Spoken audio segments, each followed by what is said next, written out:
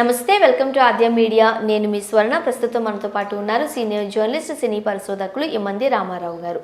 నమస్తే అండి రామారావు గారు. నమస్తే అమ్మా. రామారావు గారు, పాత సినిమాల దగ్గరికి వెళ్దాం. ఒక బ్రిటిష్ దొరగారు రామారావు గారి కాళ్ళ మీద హఠాత్తుగా పడిపోయారంట. నిజమేనా అది? బ్రిటిష్ దొరలు కొంచెం ఇలా చెయ్యరు కదా, ఏం జరిగింది అసలు? ఇది కొంతమంది నెటిజన్స్కి కొంత అంటే ఒకరిద్దరికి కొంచెం అనుమానం ఉండొచ్చు. రామారావు గారు అంటే చూస్తున్నట్టుగా చెప్తారు అంటే అది మన తాలూకు ఆ భగవంతుడు ఇచ్చిన వాక్కు. మరి చాగంటి స్వామియారు ఉన్నారు, చాగంటి కోటేశ్వరరావు ఉన్నాడంటే ఆయన ప్రత్యక్ష పురాణంలాగే చెప్తాడు. ఇది నాకు కేవలం రామారావు గారి తమ్ముడు త్రివిక్రమరావు గారు చెప్పారు. ఇప్పుడు ఆయన పోయిన వ్యక్తి కదా అనుకుంటే ఇంకా ఆయన కొడుకు కళ్యాణ్ చక్రవర్తి ఉన్నాడు కనుక మనకి అంటే నిలువెత్తు సాక్ష్యంగా మనకి నిలుస్తాడు అనే ధైర్యంతో మీకు ఇది చెప్తున్నాను అన్నమాట. నేను మాట్లాడే ప్రతి మాట కూడా ఆధారం లేకుండా నేను మాట్లాడను అని ప్రేక్షకుడికి మనవి చేస్తున్నాను. ఒకసారంటే వెంకటేశ్వర మహాత్మ సినిమా షూటింగ్ జరుగుతుంది.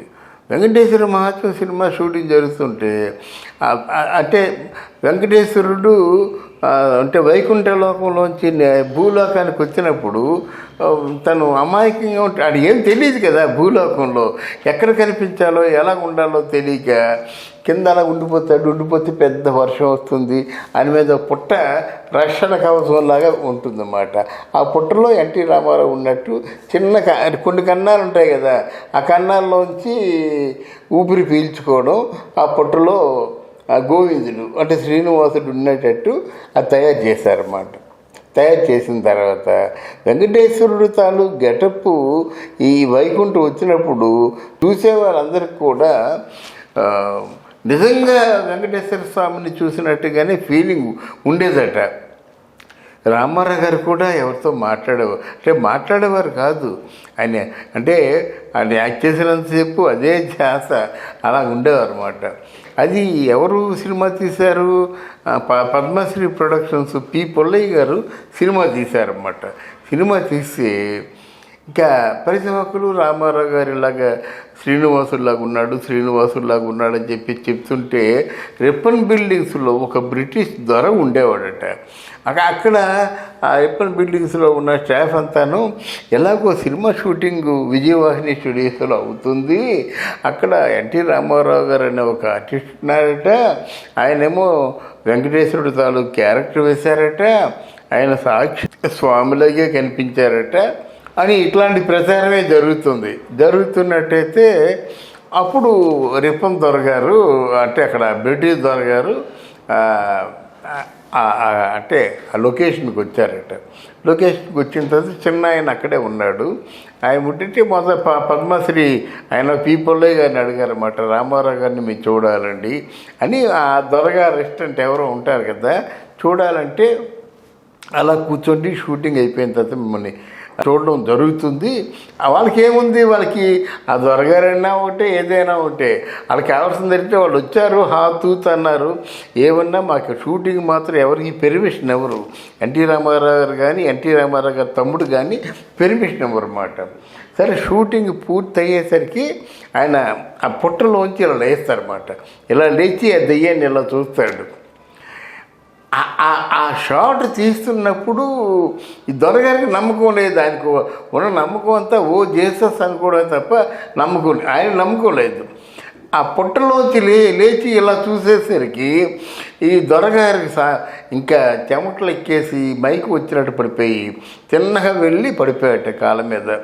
ఆ బాబోయ్ స్వామి స్వామి అని చెప్పేసి ఆయనకి తిరుపతి వెంకటేశ్వర స్వామి ఎలాగైతే కనిపిస్తాడో అలాగే కనిపించాడట. ప్రత్యక్షంగా చూసినట్టు, ప్రత్యక్షంగా గుళ్ళో వెంకటేశ్వర స్వామిని చూసినట్టుగా కనిపించారట. అప్పటితో ఆయన అంటే పాదాభివందనం చేసుకొని కాసేపు అలా మైకుల్లో ఉండిపోయాడు అన్నమాట. మైకుల్లో ఉండిపోయిన తర్వాత ఆ తర్వాత ఏంటంటే ఆ దొరగారు రావడం, ఇక్కడ రామారావు గారిని దర్శించుకోవడం, దండం పెట్టడం, వెళ్ళిపోవడం అన్నమాట. అలాగా ఆ సినిమా షూటింగ్ అయినంతకాలం కొన్ని రోజులు మాత్రం ఈ స్టాఫ్ అందరికి కూడా అప్పుడు మాయాబజార్లో కృష్ణుడు పర్వాలేదు, కానీ ఈ వెంకటేశ్వర మహత్యంలో శ్రీనివాసుడి క్యారెక్టర్ వేసినప్పుడు అందరూ ఆయన పాదాలు నమస్కారం పెట్టుకోవడం, ఆయన చూస్తుంటే ఆ చూపు చూస్తుంటే భయపడుతుండేవారట. ముఖ్యంగా అక్కడ ఒక సన్నివేశం ఉంది. ఆ సన్నివేశంలో ఎవరు ఎస్వరలక్ష్మి సావిత్రి ఇద్దరు నటిస్తారు. అంటే ఇద్దరికి మంచి డైలాగ్స్ ఉంటాయన్నమాట. మొదటి భార్య ఎస్వరలక్ష్మి, రెండో భార్య అంటే లక్ష్మీదేవి ఎవరు, ఎస్వరలక్ష్మి, రెండో భార్య ఎవరు, పద్మావతి. వీరిద్దరికి డైలాగ్స్ రాసినట్టయితే ఆ డైలాగ్స్ ఒకసారి చూసుకున్నారు. తర్వాత వాళ్ళు మరి ఏమిటో తెలియదు, అంటే వాళ్ళ మీద ఒక అమ్మవార్లు పూనినట్టు పూని ఆ సీన్ ఇప్పుడు చూసినప్పుడు కూడా మనకు తెలుస్తుంది అన్నమాట. అంటే శ్రీనివాసుడి ముందు లక్ష్మీదేవి పద్మావతి డైలాగ్స్ మాట్లాడుకోవడం, ఆ డైలాగ్స్లో ఇన్వాల్వ్ పోతూ వాళ్ళిద్దరూ ఒకళ్ళు తిట్టుకుంటే ఒక్కొక్క డైలాగ్కి స్వామి వెనక్కి ఒక్కొక్క అడుగు వేయడం, ఇలాగా 7 అడుగులు వేసిన తర్వాత స్వామి ఏమో శిలారూపంలో అలా ఉండిపోవడం, వీళ్ళేమో ఆ చూడకుండా వీరిద్దరూ తిట్టుకోవడం, అంటే పద్మావతి లక్ష్మీదేవి. చివరికి వెనక్కి తిరిగి చూసేసరికి అక్కడ శిలారూపంలో, ఎక్కడ 10 అడుగులు శిలారూపంలో ఆయన ఉండడం చూసిన తర్వాత వాళ్ళిద్దరూ చేసినటువంటి పెర్ఫార్మెన్స్ వాళ్ళు తెలియదంట. వాళ్ళ డైలాగులు ఏదో ఒకసారి చెప్పారు తప్ప, అంటే ఈ క్యారెక్టర్లు ఎలా ఫీల్ అవుతాయి అన్నదే దృష్టిలో ఉంచుకొని చేశారన్నమాట. ఏంటి స్వామి ఎందుకు నువ్వు లక్ష్మీదేవితో ఉండలేకపోయావా, నాకెందుకు అని ఇక్కడ సావిత్రి గారు, నువ్వు అవసరమైతే పద్మావతితో ఉండొచ్చు కదా, నన్నెందుకు పిలిచారు, నాకెందుకు స్వామిగా కనిపించారని లక్ష్మీదేవి చాలా టెర్బుల్గా చేశారమ్మా. నిజంగా దేవతలు వచ్చి వాళ్ళ తాలూకు దుఃఖాన్ని వాళ్ళ తాలూకు ఆ బాధని పంచుకున్నట్టుగా సావిత్రి వరలక్ష్మిలు చేశారు. నిజంగా 7 అడుగులంటే 7 కొండలు వెనక్కి వెళ్ళిపోయి శిలారూపంలో ఉండిపోయినట్టుగా ఎన్టీ రామారావు గారు చేశారన్నమాట. తర్వాత చాలా కాలం ఎన్టీ రామారావు గారిని చూసినట్టయితే వెంకటేశ్వర స్వామి అనేటువంటి దృష్టి ఉండేదట. అందుకే ఎన్టీ రామారావు గారికి ఒక రోజంతా కూడా ఆయన ప్రత్యేకమైన దర్శనం.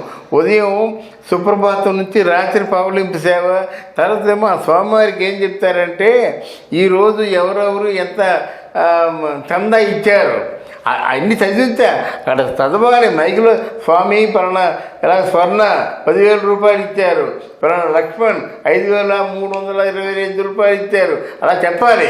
అన్నీ చెప్పింది స్వామి ఈరోజు వచ్చినటువంటి అకౌంట్ అంతా మీకు చెప్పాం, ఇంకా విశ్రాంతిగా నిద్రపోటు స్వామి అని చెప్పేసి ఆయన్ని ఆ దోమతెరలు తీసేసినట్టయితే స్వామి నిద్రపోతారన్నమాట. అంత పవిత్రమైన స్వామి క్యారెక్టర్ చేసినటువంటి ఎన్టీ రామారావు గారి ధన్యుడు.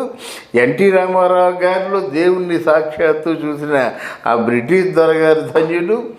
ఈ కథ చెప్పుకున్న మనం కూడా ధన్యులమే. Thank you so much. Thank you అమ్మా, థ్యాంక్ యూ వెరీ మచ్.